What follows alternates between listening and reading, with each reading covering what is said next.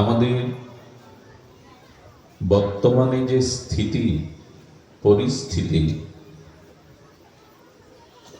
তাতে আমরা আমাদের ব্যক্তি, পরিবার, সমাজ, বিশ্ব ব্যবস্থা একটা পরিবর্তন চাইছি। যে অবস্থার মধ্যে আমরা চলছি, সকলে ভেতরে ভেতরে এই অবস্থাটার পরিবর্তন চাইছে। বন্ধ করে দাও। সেই পরিবর্তনটা কি? পরিবর্তনটা হলো, কোথাও না কোথাও সকলেই আমরা শান্তিকে খুঁজে ফিরছি। সীতাহারা রামচন্দ্র যেমন জানকী সীতাকে খুঁজছে, সুগ্রীব, জাম্ববান, হনুমান, বানরাদি যেমন তারা সীতাকে খুঁজছে, বর্তমান প্রেক্ষাপটের প্রতিটি মানুষ আজ সীতাকেই খুঁজছে। শুধু হনুমান, জাম্ববান, সুগ্রীব, রাম, লক্ষ্মণ সীতাকে খোঁজেনি। বর্তমান এই পরিস্থিতির মধ্যে ব্যক্তি, পরিবারে, রাষ্ট্রে, বিশ্বে প্রতিটি নরনারী সীতাকে খুঁজছে। সীতা মানে শান্তি।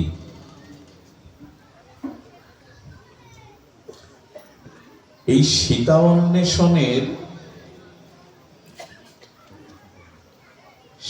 অন্বেষণ আমরা প্রত্যেকেই করছি। পরিবর্তন আমরা সকলেই চাইছি। যে বিধি ব্যবস্থার মধ্যে আমাদের পথ চলা, এটা সুখকর নয়। কিন্তু এই পরিবর্তন, আমাদের আন্তরিক শান্তির আকাঙ্ক্ষা পূর্ণ হবে কি করে, সেটাই আলোচনার বিষয়বস্তু।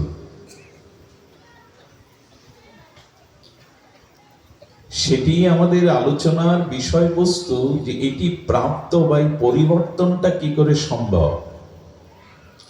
যেটা অন্তর্নিহিত রূপে চাইছি, সেটা পরিবর্তন কি করে সম্ভব। তারা কথা বলছে, কেউ কথা বলতে পারবে না। সুধীজন, স্মতব্য সততং বিষ্ণু বিস্মতব্য না যতচিত সর্বে বিধি নিষেধা সুরেতা রয় কিঙ্করা। নিখিল শাস্ত্রের প্রতিপাদ্য বিষয় হলো যে তোমার জীবন শান্তিময় করবার আগে তুমি জানো যে জীবন পাওয়াটা সহজে পেয়েছি, কিন্তু জীবনকে গঠন করা, জীবনের সফলতা, জীবনের তাত্ত্বিক তত্ত্ব অনুসন্ধান করা সহজ নয়। আপনি ফুলের চারা রোপণ করতে পারেন, কিন্তু সেই ফুলের বাতাবরণে পুষ্প পরাগরেণু হয়ে ফুল ফুটবে, গন্ধ ছড়াবে, ওটা খুব সহজ না। ফুল গাছের চারাটা লাগানো সহজ, তাকে প্রতিপালন করে সুরক্ষা দিয়ে পুষ্প পরাগরেণুতে সুগন্ধে আমাদের মন ভরাবে, এটা সহজ। জীবন পাওয়া সহজ, কিন্তু জীবনের সরলত্বকে, জীবনের সার্থকতাকে উপলব্ধি করা অত্যন্ত কঠিন। জীবন তো আমরা সবাই পেয়েছি, শরীর তো আমরা সবাই পেয়েছি, কিন্তু জীবনের সার্থকতা কিসে, জীবনের পরিপূর্ণতা কিসে, সেই অর্জনটা সহজ নয়। শান্তি অন্বেষণ করা যায়, কিন্তু শান্তি পাওয়াটা সকলের সৌভাগ্যে নাই। কেন নাই বা কি করে পাওয়া যায়, এটা একটা দৃষ্টান্ত দিয়েছেন। নারদ জ্ঞান দদাতি ইতি নারদ। নারদজি অর্থাৎ দেবর্ষিপাদ নারদ, এই ভক্তির কল্পতরু, তার সম্পর্কে আমাদের শাস্ত্র বলেছেন নারদ জ্ঞান দদাতি ইতি নারদ। কে নারদ? যিনি ভাগবত জ্ঞান দান করতে পারেন। তো নারদ একদিন বৃক্ষতলায় বসে দেখছেন, খুব ধ্যান দিন, এই খুব তাত্ত্বিক তত্ত্বের ভেতরে প্রবেশ করতে হবে। এই সংসারে আমরা সকলেই সার্থক হতে পারছি না কেন? অনাবিল নিষ্কণ্টক জীবন, জীবন সফলতা, জীবনের পরম প্রাপ্তি, জীবনের পরম লক্ষ্য, কেন আমরা পৌঁছাতে পারছি না এই জায়গায়? তার কারণ বলছেন মৃগ তৃষ্ণা। তার কারণ মৃগ তৃষ্ণা। মৃগ মানে হরিণ। মৃগ তৃষ্ণা কাকে বলে? এক তৃষ্ণার্ত হরিণ, তিনি পূর্ব দিকে ছুটেছেন। পূর্ব দিকে বন থেকে তার তৃষ্ণার্ত হয়ে বেরিয়ে পূর্ব দিকে জল মনে করে মুখটা চুবাতে গিয়ে দেখে অগ্নির মতো তাপ। আসলে বালুময় মরুভূমিতে সূর্যের কিরণ যোগে কিছুটা বায়ুর স্পর্শে বালুগুলো ঢেউ খেলছিল। হরিণ মনে করেছে ওটা কোনো সরোবরের জলের তরঙ্গ। এটা দেখা যায় কিনা দুপুরে মরুভূমিতে দাঁড়ালে বায়ু যোগে বালুগুলো তপ্ত রৌদ্রে মনে হয় কোন সরোবরের ঢেউ খেলছে। হরিণ ওখানে গিয়ে মুখ চোয়াতে গেছে, দেখছে আরো তাপ, তৃষ্ণার জল তো নেই, আরো তাপ। উনি পশ্চিম দিকে গেছেন, ওদিকেও তাই দেখা যাচ্ছে, চারিদিকে মরু। ওখানে গিয়ে মুখ ডোবাতে জল মনে করে তৃষ্ণার্ত শীতল জল, ওখানে তাপ লাগছে। তাপে দগ্ধীভূত হয়ে তৃষ্ণার্ত কাতর হয়ে হরিণ ওই বটবৃক্ষের ছায়, যেখানে দেবর্ষিবাদ নারদ বসে, যিনি জ্ঞানাং দদাতি নারদ, সেই জ্ঞানময় মূর্তি, ভক্তিময় মূর্তি দেবর্ষিবাদ নারদের বৃক্ষ ছায়া তলে এসেছে। বলে মৃগ তৃষ্ণার জল পেলে? বলে জল মনে হয়েছে কিন্তু জল পেলাম না। ওই অবস্থা ঠিক আমাদের, মৃগ তৃষ্ণা। সংসারে মনে হয় এটা পেলে, এই দিকে গেলে, এটা করলে শান্তি পাবো, পিপাসা মিটবে। এর মধ্যে যারা আছেন হাত তুলে বুকে হাত দিয়ে সমীক্ষা করুন যে আমি তা পেয়েছি কিনা। জীবনের মূল মন্ত্র, জীবনের সার্থকতা, জীবনের অত্যান্তিক শান্তি আজও পেয়েছি কিনা? না ধনের দ্বারা পাইনি, না বাড়ি গাড়ির দ্বারা পাইনি, না স্ত্রী পুত্রের দ্বারা পাইনি, না সমাজে পদ প্রতিষ্ঠার দ্বারাও পাইনি। মৃগ তৃষ্ণা হরিণের মতো শান্তি খুঁজেছি, পাইনি।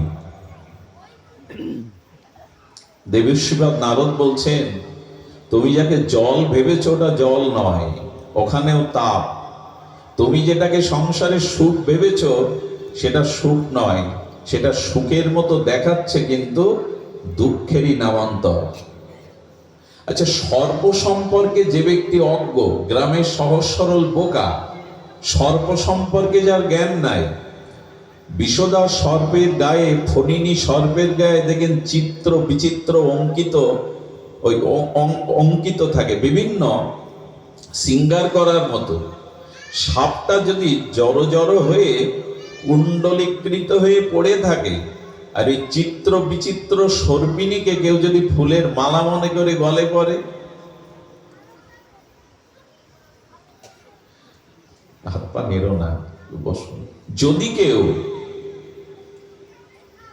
যদি কেউ ওই কুণ্ডলাকৃত সর্পকে, চিত্র বিচিত্র রং বেরঙের আঁকানো অঙ্কিত আছে ওর অঙ্গে, ওর ফনাতে, কেউ যদি সাপকে মালা বলে গলে পড়ে, মানুষ মনে করছে এতে সুখ। আজও কারো তৃষ্ণা মেটেনি। জীবন পাওয়া সহজ, জীবনের যথার্থতা নির্ণয় করা, জীবনের শুদ্ধ সফলতা পাওয়া সহজ নয়। বলে সহজ কখন হবে, লক্ষ্যকে কখন জানবেন? খুব ধ্যান দিয়ে এই কথাটা হৃদয়ে লিখে নিন। যতদিন কোন শুদ্ধ সদ্গুরু এবং মহতের সঙ্গ না পাবেন, তাদের কৃপা আপনার উপরে না হবে, ততদিন প্রকৃতপক্ষে আপনার জীবনের সফলতার মন্ত্র অধরাই রয়ে যাবে, বুঝতে পারবেন না, কোনোদিন পাবেন না। খুব জোর দিয়ে বললাম কথাটি, যতদিন গুরু মহতের শুদ্ধ মহতের কৃপা আপনার সঙ্গে কৃপা না হবে, সন্ধান পাবেন না। কেমন জানেন? আপনি নৌকা পেয়েছেন, মাঝিও পেয়ে গেছেন, উত্তাল তরঙ্গায়িত সাগর বা নদী পেয়েছেন, ওপারে যেতে চান, মাঝিও আপনাকে পার করতে পারবে না। নৌকা তার স্রোতস্বিনী স্রোতবাহিতে নৌকা নিজেকে নিয়ন্ত্রণ করতে পারবে না, ডুবিয়ে দেবে, আর আপনিও পার হতে পারবেন না। শুধু একটা জিনিসের অভাবে, বৈঠা। ওই যে কাঠ দ্বারা তৈরি, কি বলে ওর? বৈঠা, হাল। এটা মাঝির কাছে নাই, আপনার কাছেও নাই।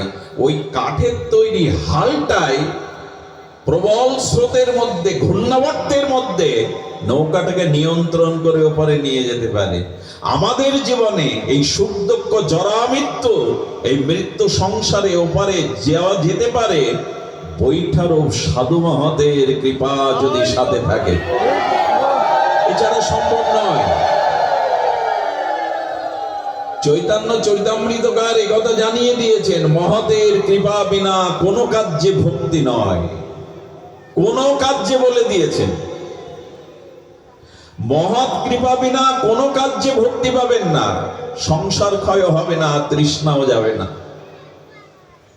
বৈঠা দরকার, হাল দরকার। আমাদের জীবনে এই পূর্ণটা এসেছে তো কোনো মহতের সান্নিধ্যে, মহতের সঙ্গ, মহতের কৃপা। তবে সেই কৃপার পাওয়ার জন্য বলেছেন সঙ্গ তো করি, গুরু দীক্ষা তো নিয়েছি, সাধু সঙ্গে তো যাই, কিন্তু পাত্র নাই। খুব ধ্যান দিতে হবে।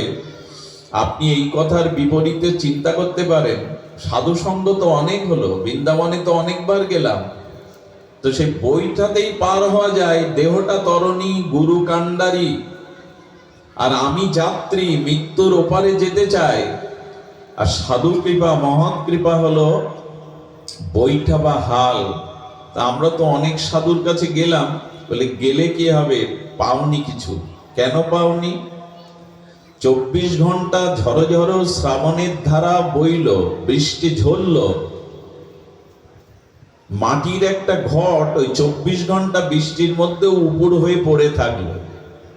24 ঘন্টা পরে গিয়ে দেখবেন ওর ভেতরটা শুকনো। কারণ কি?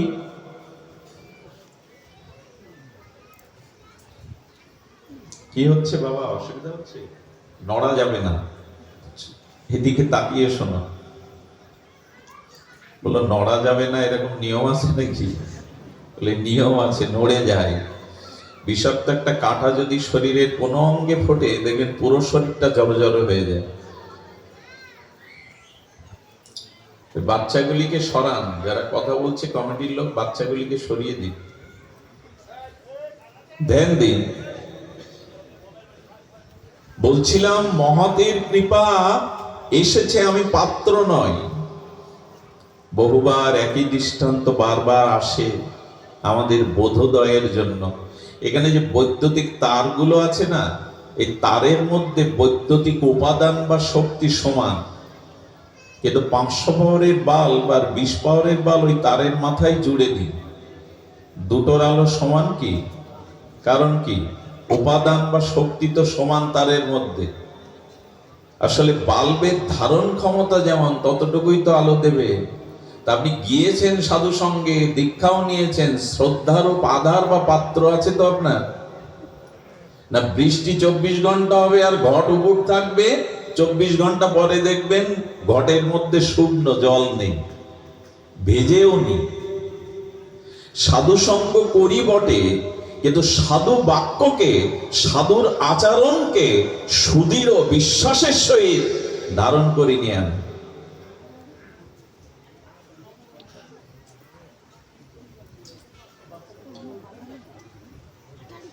ধারণ করিনি।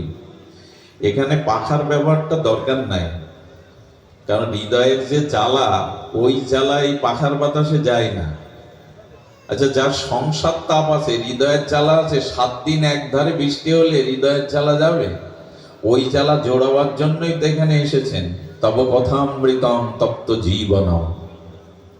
সাংসারিক জ্বালা, ত্রিতাপ হৃদয়ের জ্বালা একমাত্র হরি কথাতেই যায়। তো এখন আর এই বাতাসের দরকার নেই। আরে এখন আর দেহকে সুখ দিয়ে কি করবেন? এখনই মারা গেলে বিল্লমঙ্গলকে চিতায় পোড়াবে, মাথা ফাটবে না তো বাঁশ দিয়ে ফাটাবে। তো সে শরীর এখন হরি কথাতে এত যত্ন কেন? আরে চোখে জল না আসুক, দু এক ফোঁটা ঘাম ঝরুক, 2 টাকা কামাইয়ের জন্য এত ঘাম ঝরে, কৃষ্ণ কথা শোনার জন্য একটু ঘাম ঝরুক না, তাতে আপত্তি কোথায়? এইখানে আর বাতাসের চিন্তা কেন?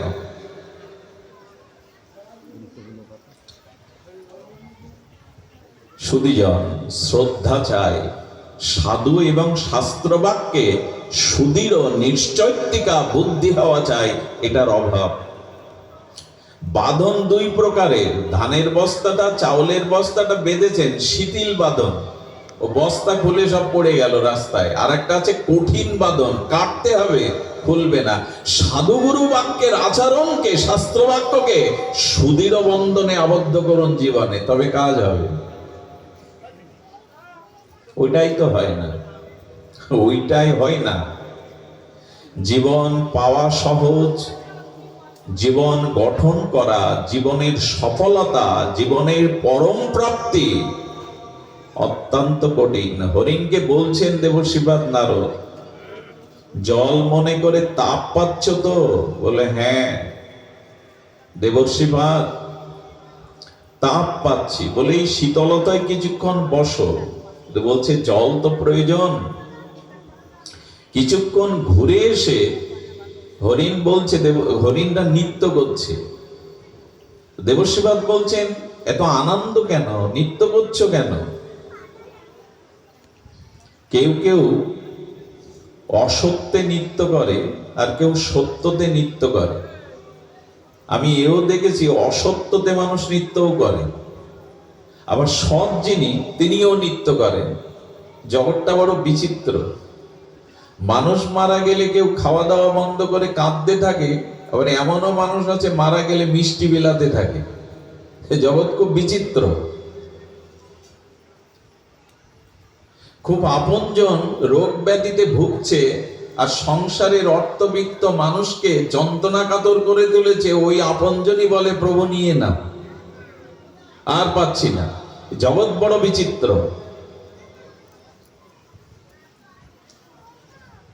সুধীজন, হরিণ নৃত্য করছে। দেবশ্রীপাদ বলছে নৃত্য কেন করছে? বলে জল পেয়ে গেছে। তাহলে তো ভালোই কথা, তৃষ্ণা নিবারণ করেছে তো। বলে আপনাকে জানাতে এলাম যে জল পেয়েছি এবার। নারদ বলছে জল যদি পাও তৃষ্ণা নিবারণ করো। কিন্তু হরিণের জানা ছিল না যে শেষ পর্যন্ত তৃষ্ণার জল পেলেও সব সময় তৃষ্ণা নিবারণ করা যায় না। মনুষ্য শরীর পেয়েছিলাম, শ্রীগুরু পেয়েছিলাম, বেদ ভগবান পেয়েছিলাম, শাস্ত্র পেয়েছিলাম, প্রসাদ পেয়েছিলাম, হরিনাম পেয়েছিলাম, পেলেও কি জীবন সার্থক করতে পারলাম? নিতাই গৌরের যুগে জন্মালাম, এই ভূখণ্ডে জন্ম হলো, গীতা ভাগবত পেলাম, হরিনাম পেলাম, সাধু সঙ্গ পেলাম, তারপরেও কি তৃষ্ণা মিটল? নারদ এসে বললেন জল পেয়েছো, তৃষ্ণা মিটিয়ে আসো। আসলে ঘটনা কি, হরিণ শিকারের জন্য সরোবরের পাশে একজন বন্দুক নিয়ে তাক করেছিল। হরিণ জল পেয়েছে, সরোবরের এই আনন্দে জলে মুখ দিতে যাবে, শিকারীটাকে বুলেটে বিদ্ধ করে ওইখানে ছটফট করতে লাগলো। নারদ সময় মতোই আসে। নারদ বলছে হরিণ, জল পেয়েছিলে, সার্থক করতে পারলে কি? তৃষ্ণা নিবারণ করতে পারলে কি? পেয়েও পেলাম না, তৃষ্ণা নিবারণ করতে পেলাম না। আমরাও সারা জীবন মৃগ তৃষ্ণার মতো ছুটতে ছুটতে যখন মরি, তখন মনে করি না কিছুই পাওয়া হলো না, জীবনটা একরকম ব্যর্থই গেল। মৃত্যু দাঁড়িয়ে আছে তো, শিকারী দাঁড়িয়ে আছে তো। তৃষ্ণায় আপনি যত ঘুরেন, শিকারীরূপ মৃত্যু দাঁড়িয়ে আছে। এই জন্য ধর্মকথা তারই মস্তিষ্কে, হৃদয়ে যায়, তারই পরিবর্তন হয় যিনি এইভাবে ধর্মকথা শোনেন। কিভাবে? এই মুহূর্তই আমার শেষ সময়, এই মনে করে যিনি ধর্মকথা শুনতে বসেন, হরিকথা শুনতে, এই কালটা, এই সময়টা আমার অন্তিম সময়। যম আমার মুষ্টিবদ্ধ কেশ ধরে আছে, এই সময়টাই আমার অন্তিম সময়। এইভাবে শুনি তো, হরিকথা শুনতে শুনতেও 10 বার ঘড়ি দেখি, এ বেটা তো থামে না, এর সুযোগ দেয়া হলো, এ তো ঘড়ি ঘন্টার নিয়ম নেই, ঘড়ি দেখি। বারবার তো বাড়ি যাওয়ার জন্য ঘড়ি দেখছেন, জীবন ঘড়ি দেখেছেন যে 1 পা বাড়িয়ে সামনে আর 1 পা বাড়াতে পারবেন কিনা? সারা জীবন হাত ঘড়ি দেখলাম, জীবন ঘড়িতে দেখলাম না কতটুকু বাকি আছে। হরিণ জল পেয়েছিল, তৃষ্ণা মেটেনি, তৃষ্ণা মেটে না। একটা কথা বলি, সময় কিন্তু চলে যাচ্ছে, সময় কিন্তু চলে যাচ্ছে। এই অস্থির জগতে মানুষ ফুলের চারা লাগাতে পারেন, ফুল প্রফুল্লিত প্রস্ফুটিত হয়ে সুগন্ধ পরাগরেণু বাতাসে আপনাকে আমোদিত করবে, সব এই আশাটা সকলের পূর্ণ হয় না। সময় কিন্তু চলে যাচ্ছে। আচ্ছা, সময়ের কি মূল্য? বস্তু মনুষ্য জন্ম পেয়েছেন, আর পাবেন কিনা এর কত মূল্য? একটা দৃষ্টান্ত নেন, খুব দার্শনিক দৃষ্টান্ত। আপনাকে আমি বলছি, আপনাদের প্রত্যেকেই বলছি, বাড়ি গিয়ে কাল সকালে একটা তুলসী পাতা চয়ন করবেন, তুলবেন, ওই তুলসী পাতাটা আবার ওইখানে লাগিয়ে দেন, আটা দিয়ে দেন, রঞ্জু দিয়ে বেঁধে দেন। আগের মতো রূপ রস ফিরে পাবে কি? একটা পাতা গাছ থেকে ছিঁড়ে আপনার লাগানোর ক্ষমতা নেই, কোনো বিজ্ঞান আবার আগের মতো ওর সাথে যুক্ত করতে পারবে না। এই জন্ম পেয়েছেন, হারিয়ে ফেললে আর পাবেন তো? এরকম করে পাবেন? এরকম সুযোগ পাবেন? এই চিন্তাটা আসে না। আর যদি শুকর কুকুর হয়ে জন্মায়, হাঙর কুমির হয়ে জন্মায়, যদি বলেন আমি তো জন্মাবো না, না, এই বলবার অধিকার আপনার নাই। যতদিন আপনি প্রেম ভক্তি প্রাপ্ত না হচ্ছেন, এ বলবার অধিকার আপনার কামনা বাসনার মধ্যে বসে, হাজার ভোগ বাসনা প্রবৃত্তির মধ্যে বসে বলতে পারবেন না আবার মানুষ হব। অত সোজা না। ওই পাতাটা আর জোড়া লাগাতে পারবেন না আপনি। যে জন্মটা পেয়েছেন, এটা পাবেন বলে ভরসায় থাকবেন না। গাছ থেকে যে আমটা পড়ে গেল, ওকে আবার লাগিয়ে দিন ওখানে। বিজ্ঞানকে বলুন, ওই যে আমটা ফোঁটা থেকে ঝরে গেছে, ওইটা আবার ওর মতো লাগিয়ে দাও। পারবেন না। যে নদীর ঘাটে আছে, স্নান করলেন, কাল ওই নদীর ঘাটে, ওই একই ঘাটে স্নান করলে ওই জল পাবেন না। বলি কেন? এই তো নদীর জল, প্রতিদিন তো এক জলে চান করি না। গতকাল যে জলে ডুব দিয়েছিলেন স্রোতে, সে জল বহু দূর চলে গেছে, ওই জল আর নাই। যে সময়টা এখন কাটাচ্ছেন, এই সময়টা বয়ে যাবে, পেছনে আর ফিরে পাবেন না। কাজে লাগান, খাও দাও, ভর্তি করো, ভোগ বিলাস করো, এই জীবন এই জন্য পাঠিয়েছেন ভগবান। আমি খুব ভাবাবেগে কথা বলতে পারি না। দর্শনকে, তত্ত্বকে প্রতিষ্ঠা করেই গুরু মহারাজ কথা বলতে বলেছেন। তত্ত্ব না জানলে উপরে ভেসে ভেসে কিছু হবে না। মূল জায়গাটায় পৌঁছাতে যো ব্যক্তি তত্ত্ব তো। গোবিন্দ গীতায় সতর্ক করেছেন, শুধু ভাবাবেগে চলতে যেও না, আবেশে চলতে যেও না। এখানে নামযজ্ঞ হবে, রাগ রাগিনীর বিরামের সময় বাঁশি বেহালার সুরে কেঁদে কেঁদে আপনিও কাঁদবেন, গড়াগড়ি দেবেন। কিন্তু এই চোখের জল, এই গড়াগড়ি, এই ধুলো বাড়ি গিয়ে যদি স্বভাব পরিবর্তন না হয়, এটা আবেগ ছাড়া কিছু না। আপনি তত্ত্ব বোঝেননি, আবেগ বুঝেছেন। আবেগ কেমন জানেন? গ্রামের মেয়ের বিয়েতে বিদায় হচ্ছে, বিয়ের পরে বিদায় হয় না, ওখানে দেখবেন অন্য মুসলিমরা, অন্য সম্প্রদায়ের মেয়েরাও ওই বিদায় দেখতে এসে ওদেরও চোখে জল আসবে। বলে, কাঁদছো কেন? বলে, ওদের কান্না দেখেই কাঁদছি।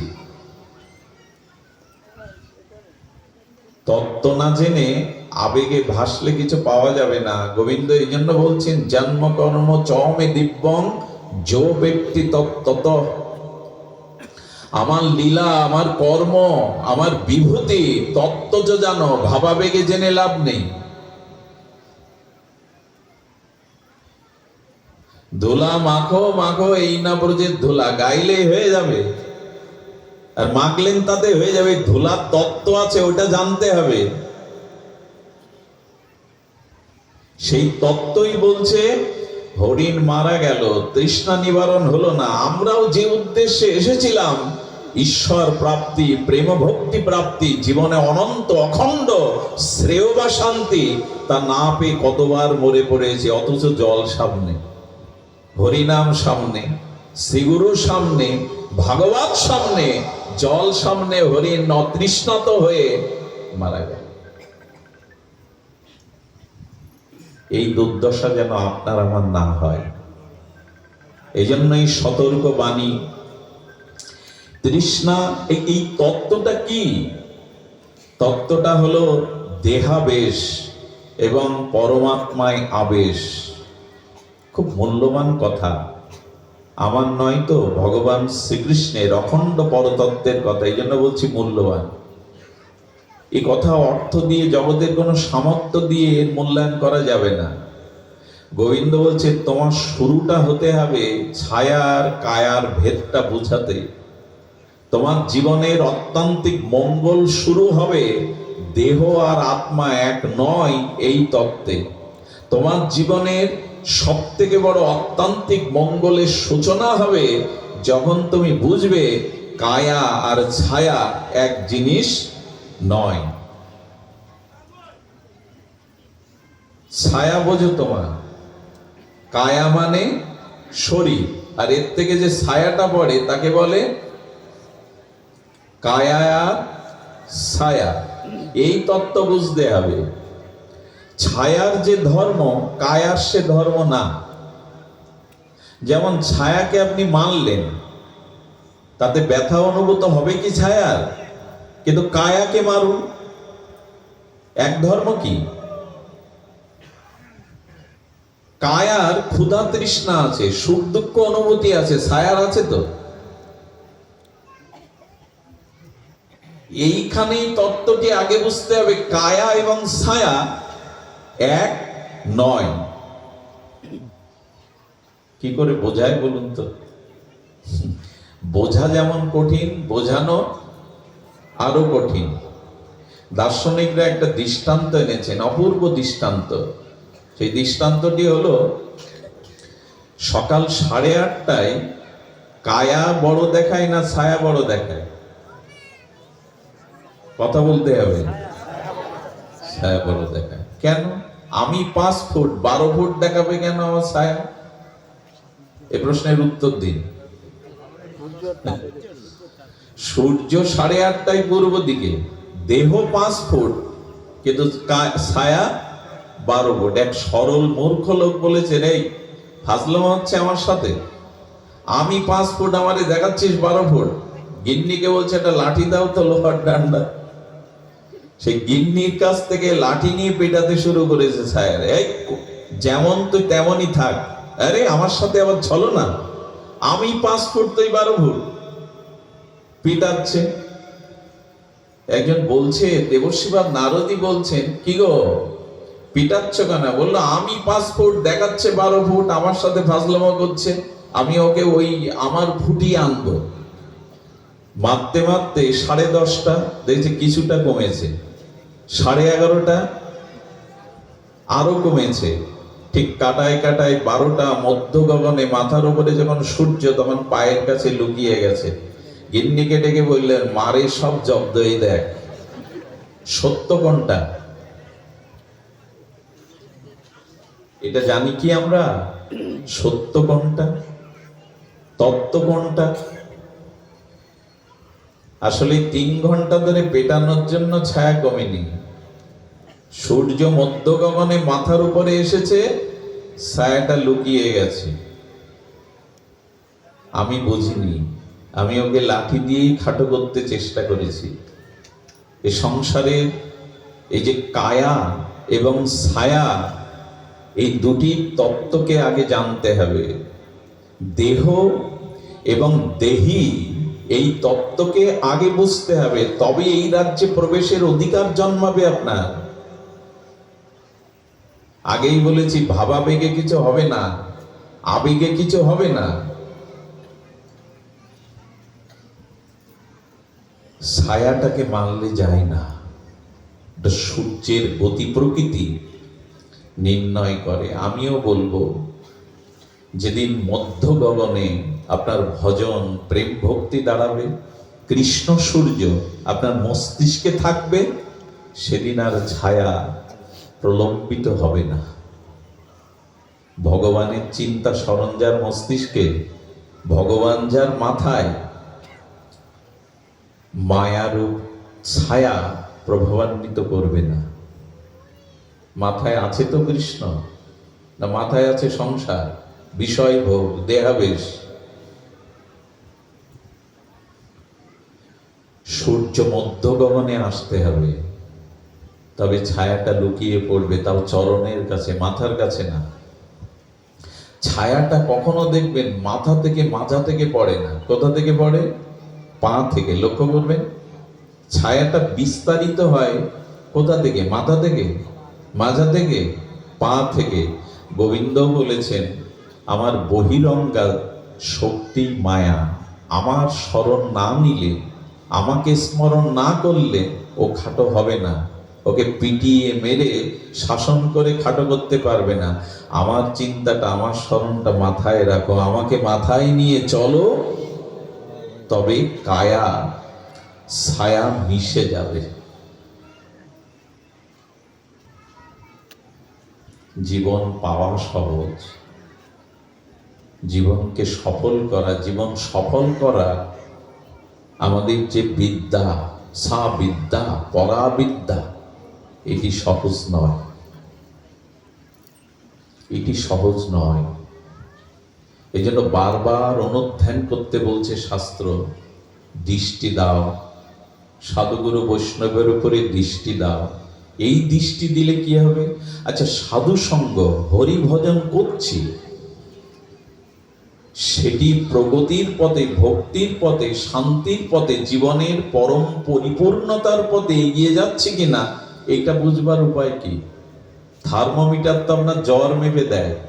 আপনি যে দীক্ষা শিক্ষা নিচ্ছেন, তীর্থে যাচ্ছেন, হরিনাম করছেন, আপনি যে প্রগতি ভক্তির পথে, তত্ত্বের পথে এগিয়ে গেছেন কিনা, এইটা কি দিয়ে মাপবেন? পোশাক দেখে? এই যে আমার তিলকমালা দেখছেন, একজন বলছেন কি, পণ্ডিত হওয়া জগতে খুব সুনাম, সাহিত্যিক হওয়া খুব সুনাম। আমাদের আচার্য বলেছিলেন, সাহিত্যিক হলেই জীবন সফল হবে তাও না। কি করবে? বলে, সাহিত্য রচনা করে কিছু নাম, খ্যাতি, যশ ছড়িয়ে পড়তে পারে, কিন্তু ওই নাম খুব বেশি দিন জগতের ইতিহাসে থাকে না। মানুষ ভুলে যায়, ইতিহাসের পাতাকে ভুলে যায়। বলে, মনে রাখবে কবে? বলে, সাহিত্যিক না হয়ে যদি সাহিত্য হতে পারো, চিরজীবন তোমায় পড়বে। কথাটা খুব দার্শনিক কথা। সাহিত্যিক না হয়ে যদি সাহিত্য হতে পারো, তোমায় মনে রাখবে। এই জন্য তুমি তোমার স্বরূপ পরিচয়টা যদি জানতে পারো, তবে সব জ্বালা যাবে, ছায়া থাকবে না, মায়া থাকবে না। সেইটি হলো দেহ এবং দেহি, এই ভেদটা তত্ত্বের দ্বারা অনুভব করে আমার স্বরূপকে জানা। আমি কে? সারা জীবন লোকের কাছে জিজ্ঞাসা করে গেলাম, তুমি কে, অমুক কে, ও কে, সে কে। স্ত্রীকে জানলাম, পুত্রকে জানলাম, আত্মীয় কুটুম্বকে জানলাম, দেশ দশকে জানলাম, শুধু নিজেকেই জানলাম। এটাই তো ঋষিরা বলছেন যে না, তোমার এই জায়গাটাই ভুল হয়ে গেল। সবাইকে জানলে নিজেকেই জানবে না। সেই নিজেকে জানাটা কেমন? মরে যা আবেশ্য মনোজীমাং নিত্য যুক্ত পাশাতেই দেখুন ঠাকুর মশাইয়ের মনেরও স্মরণ প্রাণ সেই বাণীর প্রতিধ্বনিত হয়েছে গীতায় শ্রী ভগবানের মুখে। মরে যা আবেশ্য এই শব্দটি একটু 2-5 মিনিট মন দিয়ে শুনুন, মন দিয়ে শুনতে অনুরোধ করছি। এই শব্দটির মধ্যে আপনার আগামী দিনের সার্থক পথ চলার মন্ত্র লুকিয়ে আছে, প্রেরণা শক্তি লুকিয়ে আছে। গোবিন্দ বলছেন মরে যা আবেশ্য। অর্জুনকে দ্বারা জগৎজীবকে বলছেন তোমার মনের চিত্তের যে আবেশ, এটা দেহের প্রতি না দেহির প্রতি, সংসারের বিষয়ের প্রতি না আমার প্রতি, এই নির্ণয়টা তুমি আগে নিজে করো। আপনি বুকে হাত দিন, মনে মনে নিজের কাছে নিজে প্রশ্ন করুন, আমার মনের যে আবেশ, আবেগ, এটা আত্মার প্রতি না দেহের প্রতি,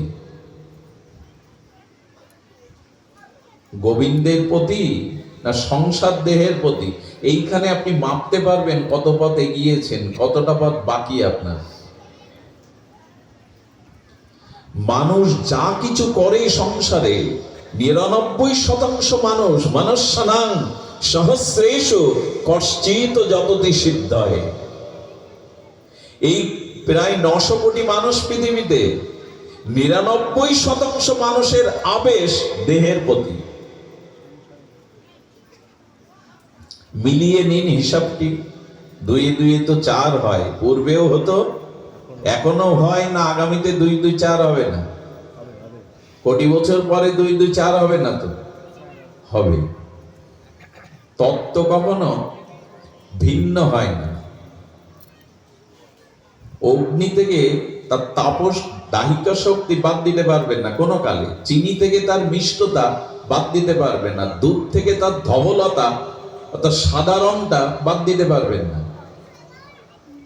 নিমের পাতা 500 বছর আগেও তিতো লাগতো, এখনো লাগে। তত্ত্ব ভিন্ন হয় না। মানুষের আবেশ, গোবিন্দ বলছেন মারে যা আবেশ্য মনোজীমাং, আবেশটা আমার প্রতি দাও। আমি কোন দিকে দিয়েছি আবেশ? সংসারের দিকে, দেহের দিকে। এই হলো অভিশাপ। দিয়াশালার ছোট্ট একটু কাঠির উপরে বারুস দেওয়া থাকে, এই বারুসটা ঘষে মন্দিরের প্রদীপ জ্বালালেন, কি রান্নাঘরের আগুন জ্বালালেন, আর একটা দিয়াশালার কাঠি না জ্বালিয়ে জলে ছেড়ে দিলেন, আর ওই জ্বালানো প্রদীপ জ্বালানো ম্যাজের কাঠিটাও জলে দিয়ে দিলেন। দুটো কাঠি নষ্ট হলো, সফল হলো কে? বারুসটা যে জন্য ওই ম্যাসিস কারখানার মানুষ বারুসটা যে জন্য মাথায় দিয়েছিল, কাঠের মাথা, ওই কাজটা সেরেও নষ্ট হলো, সার্থক ওইও তো হলো। মনুষ্য জন্ম পেয়েছিলাম ঈশ্বর লাভের জন্য। কোথাও লেখা আছে সুন্দরী স্ত্রীর জন্য মনুষ্য জন্ম পেয়েছি, বাড়ি গাড়ির জন্য মনুষ্য জন্ম পেয়েছি, সোনা দানার জন্য মনুষ্য জন্ম পেয়েছি? কোথাও লেখা আছে শাস্ত্রে? মাথা নেড়ে নেতো তো পড়ি আমরা, কৃষ্ণ ভজিবার তরে সংসারে আইনু দুলে দুলে পড়ি। কিসের জন্য সংসারে আইনু? মুখে বলছি কৃষ্ণ ভজিবার তরে সংসারে আইনু, বাস্তবতা হলো বিষয় ভোগের জন্য সংসারে আইনু, ভোগ যায় না। অপরাধ যদি না নেন, হাত জোর করে বলি, কেউ অপরাধ কষ্ট পাবেন না। ভোগ বাসনা যায়নি কেমন জানেন? 80 বছরের মানুষও চুল কালি করে। এই দেখুন তার প্রমাণ। খুব দরকার কি? খুব দরকার। ঢেকে দিতে চাই, সত্যকে ঢাকতে যাবেন না। সত্যকে যে ঢাকে, সত্যের সন্ধান সে কোনোদিন পায় না। অপরাধ যদি না নেন, এও বলি, বিধবা মায়েরাও চুল কালি করে, আমি দেখেছি। খুব দরকার। আমি যে ফুরিয়ে যাইনি, আমার যে ভোগ বাসনা এখনো যায়নি, এটা প্রমাণ করে। খুব দরকার এটা। তৃষ্ণা শান্তি নয়, তৃষ্ণা বাড়ে নিরন্তর। গোবিন্দ বললেন, তোমার মনের আবেশ কোন দিকে? অর্জুন মানে যে আবেশ্য মনোজেমান, ৭৫ বছর বয়সের এখনো ব্যক্তিরা, এখানে 4 দশক আগে চলে যান, 40-50 বছর আগে, 40 পেরোলেই ফুল হাতা জামা গায়ে দিত আগেকার মানুষরা। এখন 80 বছরের মানুষও 23 বছরের ছেলে ডোরা কাটা গেঞ্জি করে পরে, তারাও বোঝাতে চায়। কাউকে গাড়িতে উঠে বলবেন দাদু সরে যান, ও আপনার দিকে একটু হাঁটছে, আমি কি দাদুর মতো হয়েছি? যদি বলতো দাদা সরে যান, কিছুটা ভালো লাগতো। আমাদের প্রবৃত্তিগুলো রাবে সেই দিকে। আমি ফুরিয়ে যাইনি, আমার এখনো সবকিছু যায়নি ফুরিয়ে। মাইকেল জ্যাকসনের নাম শুনেছেন? সারা পৃথিবীর অন্যতম পপ তারকা। উনি প্লাস্টিক সার্জারি করেছিলেন কালো রঙকে ঢেকে দেওয়ার জন্য। তো সে প্রায় সে টাকার হিসাব আপনাদের বললে চোখ মাথায় উঠবে। টিকতে পারেননি। প্রিন্সেস ডাইনার কথা জানেন? সারা পৃথিবীর মডেলের মধ্যে অন্যতম ছিলেন, রাজ পরিবারের রাজবধূ। অ্যাক্সিডেন্টেই ওই রূপ যৌবন সব এখনো রহস্যাবৃত। কেউ মেরে দিল না মরল, কি হবে এত ঢেকে ঢুকে? এর পরিণতি তো ছাই। আমরা সত্যকে ঢাকতে চেষ্টা করি। সত্যকে ঢাকতে চাবেন না, সত্যকে প্রকাশ হতে দিন। ফুরিয়ে তো যেতে হবে কৃত্রিমতা দিয়ে। গোবিন্দ এই জন্য বললেন, তোমার আবেশ কোন দিকে? আমাদের প্রাতঃস্মরণীয় বৈষ্ণব সেবার মূর্তিমন্ত বিগ্রহ, নিত্যলীলা প্রবিষ্ট ছিল মুরারি মোহন দাস বাবাজি মহারাজ। তিনি একটা গল্প শোনাতেন পাঠে, কি সুন্দর করে সরল করে বলতেন। অনেক পুরনো দিনে, তখন ব্যাংক ব্যালেন্স ছিল না, এরকম আলমারি ওই সিন্ধুকও তৈরি হয়নি। মানুষ রূপো সোনার টাকা গুপ্তধন মনে করে পুঁতে রাখত সেই পুরাকালে। তখন তো ব্যাংক সিন্ধুক ব্যবস্থা হয়নি। 4 ছেলে, সবাই প্রতিষ্ঠিত। পিতার মৃত্যুর সংবাদ শুনেছে যে মৃত্যু প্রায়, মুমূর্ষ প্রায়, মরতে বসেছে। ওই গুপ্তধনের আশায় বাবার কাছে অনেক সোনা দানা টাকা পয়সা কোথায় রাখলো। 4 ছেলে এসে জিজ্ঞাসা করছে, বাবা বিদায় বেলা বলে যাও কোথায়, গুপ্তধন কোথায়? তো মৃত্যুবেলা পিত্ত কফ এগুলো আটকে যায়, গ গ গ করছে গলা। মেজ ভাই চালাক ছিল, বললো গলায় সর্দি আটকে গেছে, বায়ু পিত্ত কফ দূষিত হয়েছে, এক কাজ করো কবিরাজ ডাকো। কবিরাজ দেখে বললেন গরম ঘি টানতে হবে। তো প্রথম টেনেছে, কিন্তু গ একটু স্পষ্ট হলেও ভুল কথা আসছে না। বললেন আরে ওই কথাটা পরিষ্কার করে তো দাও কবিরাজ। বললো আরো তপ্ত ঘি টানতে গেলে কিন্তু বাবার গলা পড়ে যাবে। আরে যে মরতে বসেছে পড়বে, তার আর গলা পোড়া? কণ্ঠটা অন্তত বলতে দাও গুপ্তধন কোথায়। মানুষ কেমন চালাক জানেন? সংসারের প্রিয়তা, সংসারের ছলনা আমরা বুঝি না। যে কাঁথা কাপড়ে শুয়ে মারা যায় বুড়ো বুড়ি, ওগুলো দূষিত, ওগুলো আর ব্যবহার করা যাবে না। তাই কি বলে জানেন? এই কাঁথাটা বাবা ভালোবাসতো, এই বালিশটা বাবা মাথায় দিয়ে শুতো, এই ছাতিটা বাবা কাছে রাখতো, এগুলো দিয়ে দাও। এটা হাতের সোনার যে আংটিটা,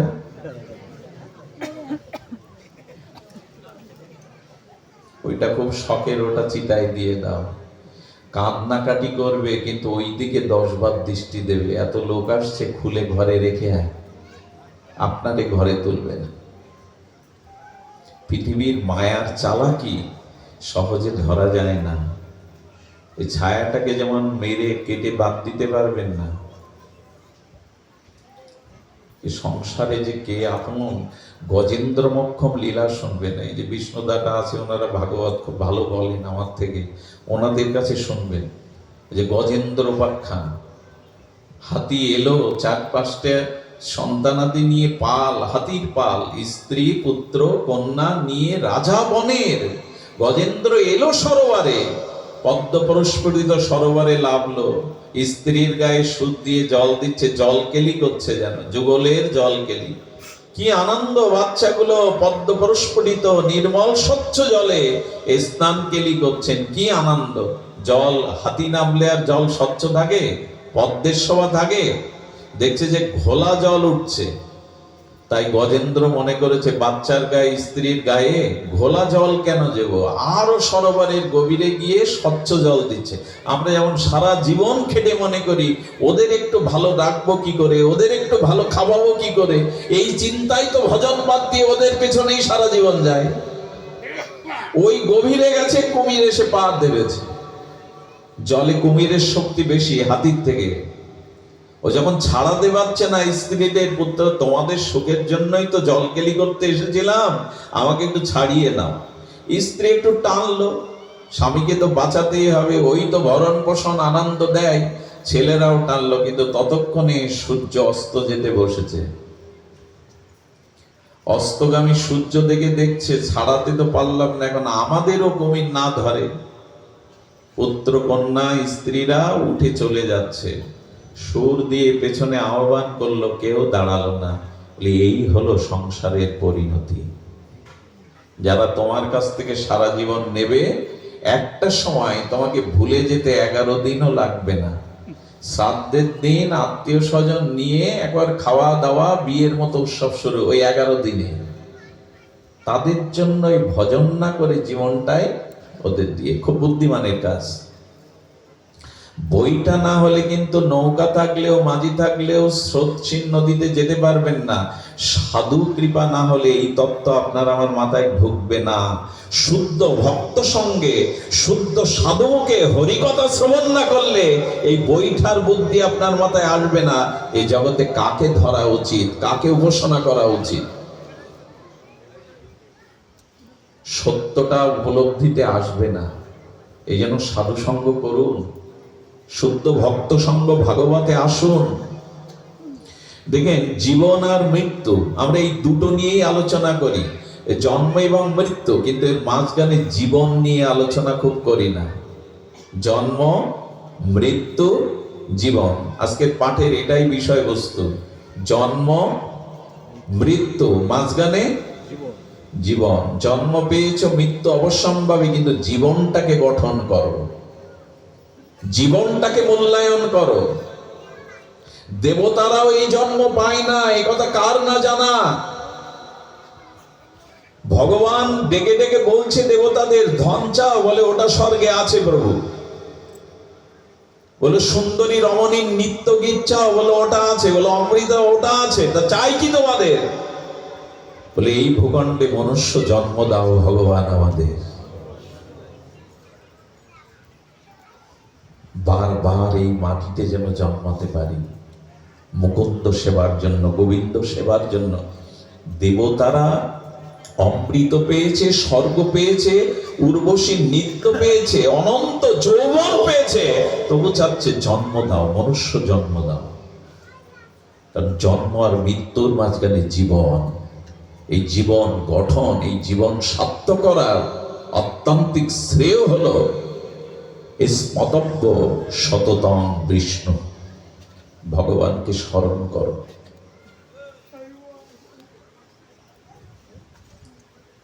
কেউ দাঁড়াবে না। আচ্ছা, আজ পর্যন্ত শুনেছেন ওই পাহাড়ে বেড়াতে গিয়েছিল, আত্মীয় স্বজন নিয়ে বাস ভর্তি করে গেছে, পাহাড়ের খাদ থেকে একজন পড়ে মরে গেল। ওগো কে আছো, কে আছো, বাঁচাও, ওকে বাঁচাও, আমার সব শেষ হয়ে গেল। এই বলে, ও ঝাঁপ দেয় তোর জন্য। কখনো শুনেছেন? অত সোজা না। আগুনে পুড়ছে স্ত্রী, স্ত্রী বলছে, ওগো তুমি ছাড়া তো কেউ নেই, আমাকে বাঁচাও। স্বামী ঢুকতে গিয়েই দেখে সামনে আগুনের দলা পড়লো, আমিও মরবো, এই জন্য হাত পিছনে টেনে দৌড় দেয়। অথচ কি বলে, তুমি আমার হৃদয়, আমি তোমার হৃদয়। মুখে ফেনা তুলে দেয়।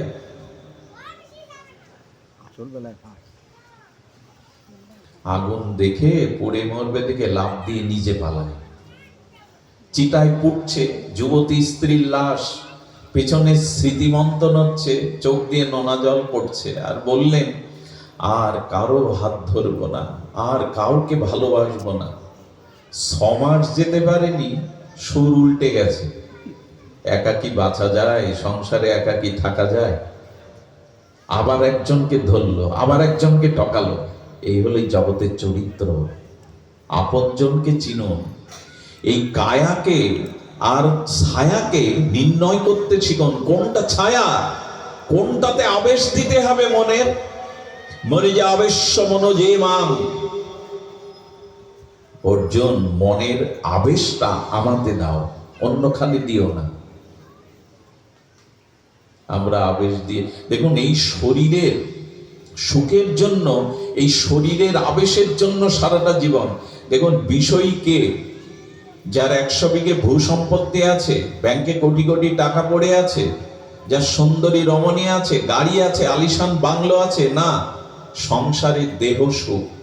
আচ্ছা, পৃথিবীতে আজ পর্যন্ত মানুষ যা যা করেছে কিসের সুখের জন্য? আকাশের সুখের জন্য? প্রতিবেশীর সুখের জন্য?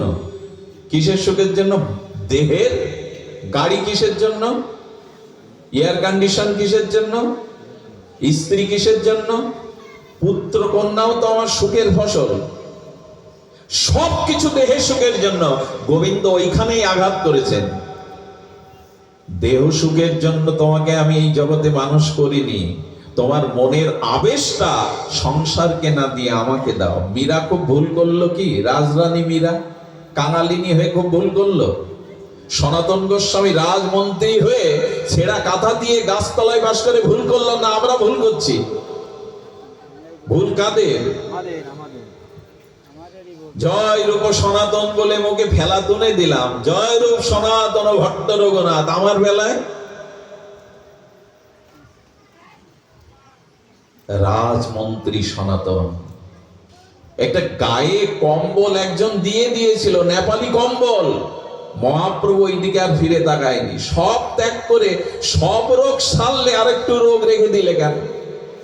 এটা দামি কম্বল গায়ে দিয়ে বসছো, তোমাদের দিকে কেউ শিক্ষা নেবে? তাদের রাস্তায় দাঁড়িয়ে ছেঁড়া কাঁথা ভিক্ষা করে কম্বল দিয়ে কাঁথা গায়ে দিয়ে বসলো। মহাপ্রভু তখন জড়িয়ে ধরলেন, এই হয়েছে। এত সংসার, এত আবেশ ভালো না। সুধীবৃন্দ, সারা পৃথিবী এখন উন্মত্ততায় ভরা। গতকাল মনে হয় রামিসার রায় হলো না? বাংলাদেশের এই ঘটনাটা সারা পৃথিবীর বিবেকশীল মানুষকে কাঁদিয়েছে, দগ্ধীভূত যন্ত্রণা করেছে। 7 বছরের একটা মেয়ে, দরজার সামনে তার মা স্যান্ডেল দুটো পড়ে আছে, 4-5 হাত দূরে। 7 বছরে এই ফুটফুটে অবুঝ মেয়েটাকে কিভাবে গলা কেটে সর্বস্ব করে। এটা মানবতা, এটা সভ্যতা? কোথায় আমরা নেমে গেছি? শুধু দেহাবেশের জন্য। ভগবান এখানেই আঘাত করেছেন, মারে যে আবেশ মন যে মা, তোমার মনের আবেশটা আমায় দাও। কিছু মনে করবেন না, সারা পৃথিবী এই দেহাবেশের জন্য আজ ধ্বংসের কিনারে। সারা পৃথিবীতে যা কিছু দেখছেন নিজের প্রভুত্ব, নিজের ভোগ সুখের জন্য।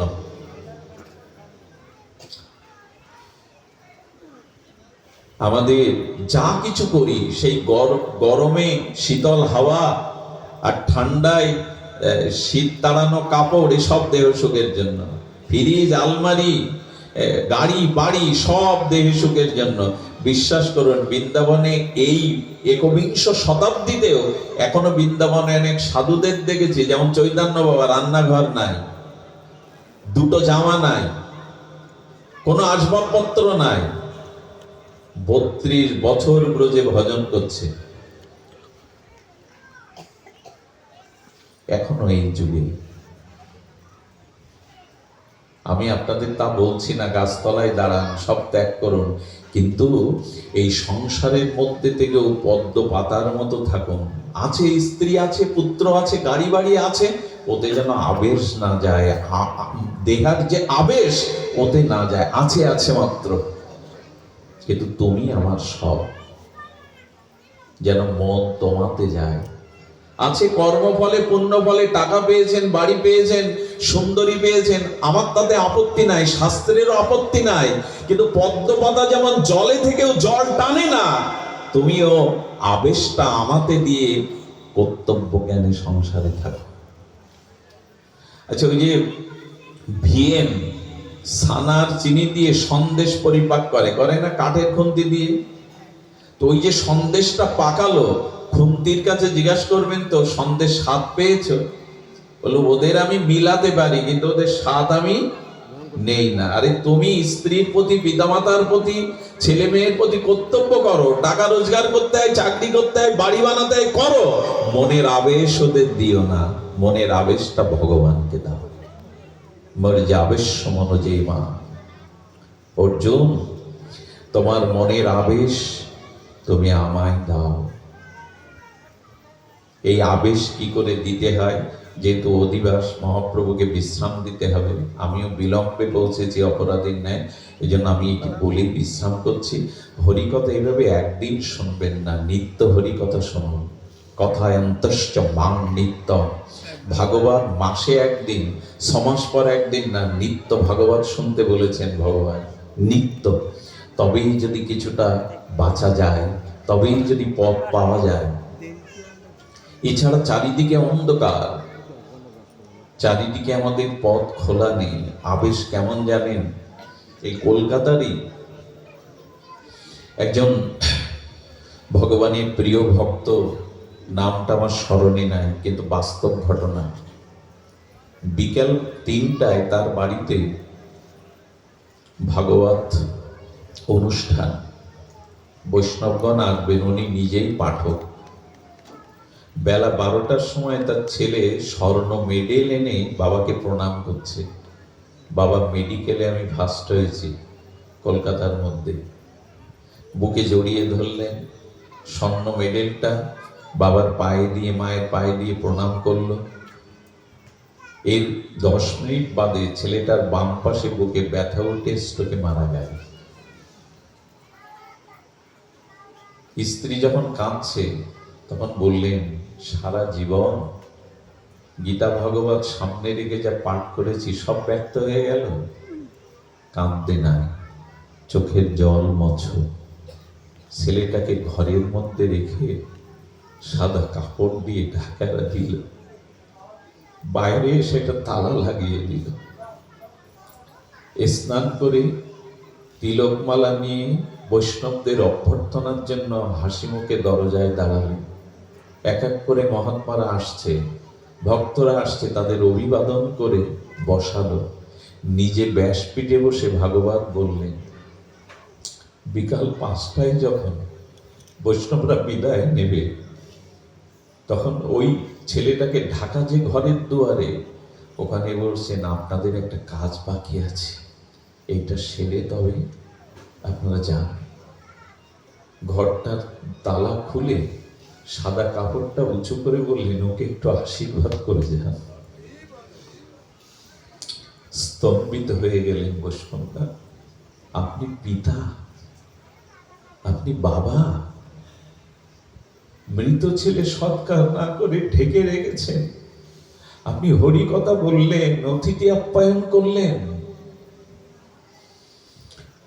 বললেন, গীতা ভাগবত আমাকে শিখিয়েছে মনের যে আবেশ ভগবানকে দিতে, সংসারকে দিতে নয়।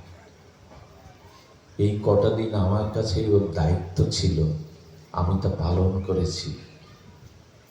ভগবান ছাড়া যে জন্ম জন্মান্তরের কেউ আমার নয়।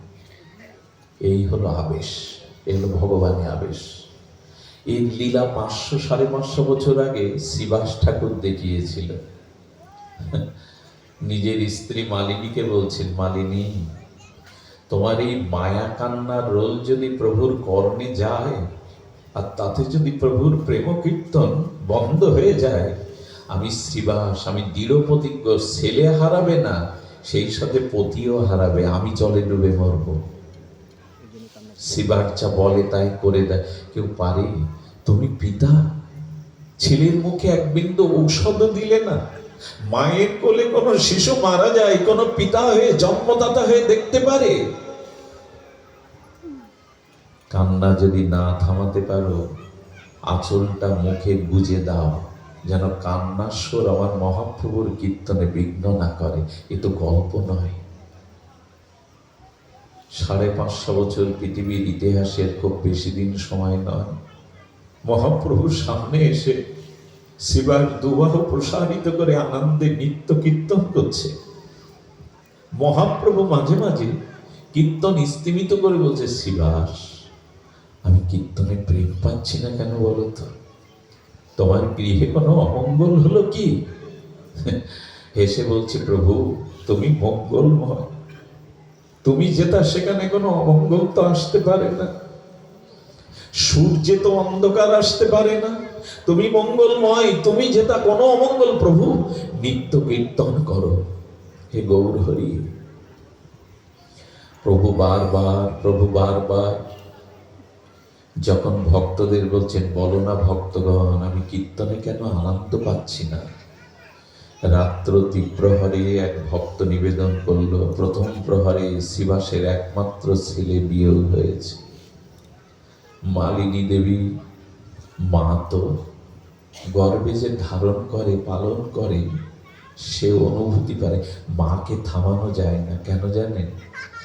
পিতা এবং মাতা দুইজন সন্তানের জন্ম দেয়, কিন্তু পিতার বুকে আর মায়ের বুকে সন্তানের স্নেহটা সমান না।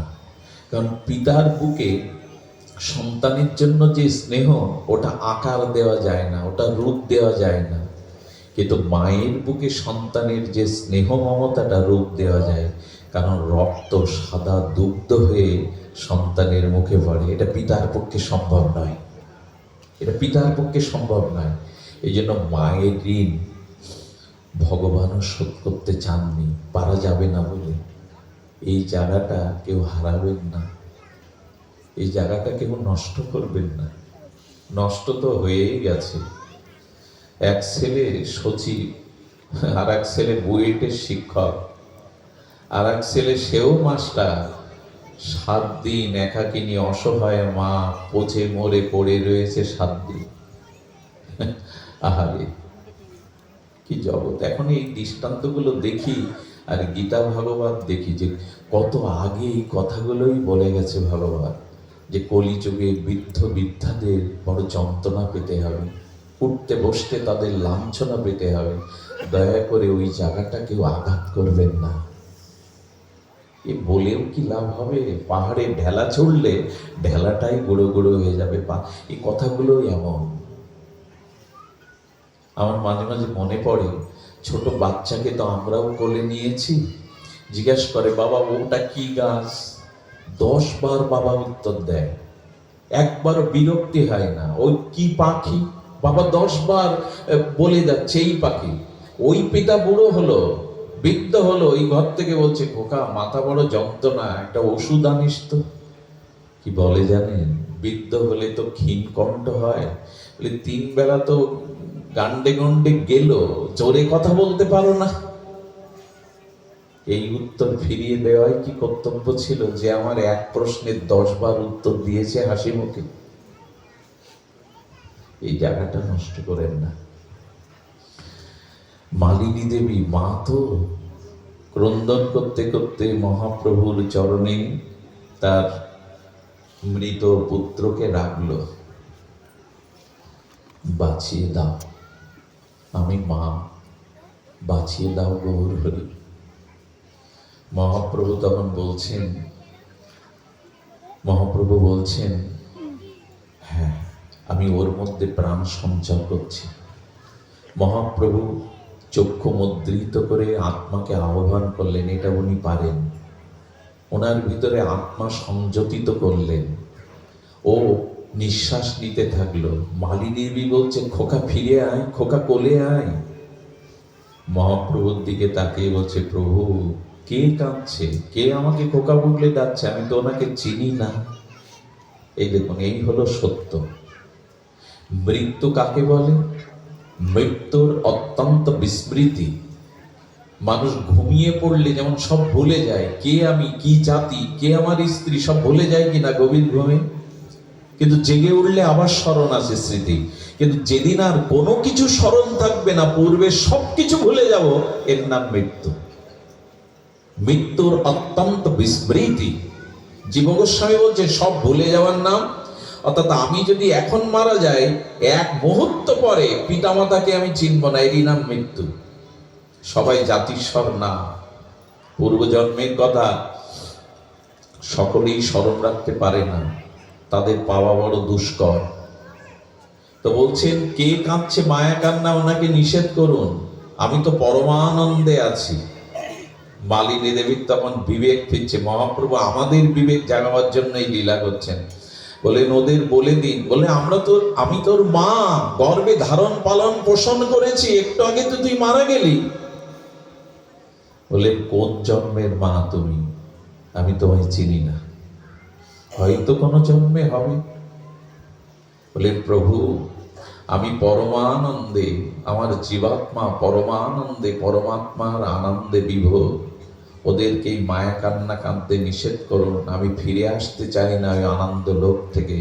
তখনই মালিনী দেবী মহাপ্রভুর কৃপায় বুঝলেন এই সংসারের বাস্তব চিত্র। মালিনী দেবীকে বললেন, ওমা, হ্যাঁ, মহাপ্রভু বলছেন, ওমা সন্তান হারিয়েছিস তো? শিবাসের চোখের দিকে তাকে বলছে, শিবাস, প্রথম প্রহরে পুত্র মারা গেল, একবারও না জানিয়ে কীর্তন করেছো। কাঁধে হাত দিয়ে প্রভু কাঁদছেন আর বলছে, তোমাদের ছেড়ে দিয়ে সন্ন্যাসে যেতে হবে, বলো তো তোমার মতো ভক্তকে পরিত্যাগ করে কোথায় যাব আমি? প্রভু কাঁদছেন। শিবাসকে বললেন, শিবাস, আমার প্রতি তোমার এত প্রেম। আমি যে আবেশ বলছিলাম না, মজ্জাবেশ সমান, এই দেখুন আবেশ। মরা পুত্রকে ঢেকে এসে যিনি গৌরকে আনন্দ দেওয়ার জন্য বলেন কিছুই হয়নি, একেই বলে ভগবানে আবেশ, সংসারে আবেশ নয়। এই হলো আবেশ, তুমি সব। আর যারা এই আবেশ ভগবানকে দিতে পারে, তারা কি পায় দেখুন। নিতাই গৌর দুই ভাই মালিনী দেবীর কোলে বসে বললেন, ওমা, এক পুত্র চলে গেছে তো, আজ থেকে আমি আর নিতাই তোর দুই পুত্র। যারা ভগবানকে দিতে পারে তারাই পায় নিতাই গৌরকে। বললেন, আজ থেকে, আচ্ছা এই বললেই পুত্র হয়ে গেল? হয়ে গেল কেন জানেন? নিতাই মাঝে মাঝে মালিনী দেবীর কোলে উঠতেন, আর সেই নিতাই শিশু শৈশবের মতো আচরণ করতেন। নিতাইকে দেখে মালিনী দেবীর সূক্ষ্ম স্তন থেকে দুগ্ধ খরিত হতো। মিথ্যা সন্তান নয় নিতাই, এই জগতের সন্তান রক্ত মাংসের হতে পারে, নিতাই মিথ্যা সন্তান নয়। মালিনী দেবী কাঁদছেন, বাটি, ভোগের বাটিগুলো মাজছিলেন, কাক এসে একটা বাটি তুলে নিয়ে গেছে। আরে মালিনী দেবী বাটির জন্য কাঁদছেন? বলো, বাটির জন্য না, ওই বাটিটা ঠাকুরের সেবায় লাগে, ওর প্রতি মমতা আছে তাই কাঁদছেন। নিতাই বলছে, মা কাঁদছো কেন? তোমার চোখের জল, আমি থাকতে তোমার চোখের জল পড়বে? বলে, কাক নিয়ে গেছে। বলে, কাকের এত বড় সাহস? নিতাই তাকালেন, কাকটা উড়ে এসে বাটিটা ওখানে রেখে চলে গেল। মা, তোমার চোখে যেন জল না আসে। আবেশ যদি আনতেই হয়, পরমাত্মা ভগবানের প্রতি আনুন। সংসারের প্রতি কর্তব্য বুদ্ধি দিন, আর মনের অনুরাগ আবেশ ভগবানকে দিন। আজ এইটুকুই। মঙ্গল হোক আপনাদের। শ্রী গুরু প্রেমানন্দে।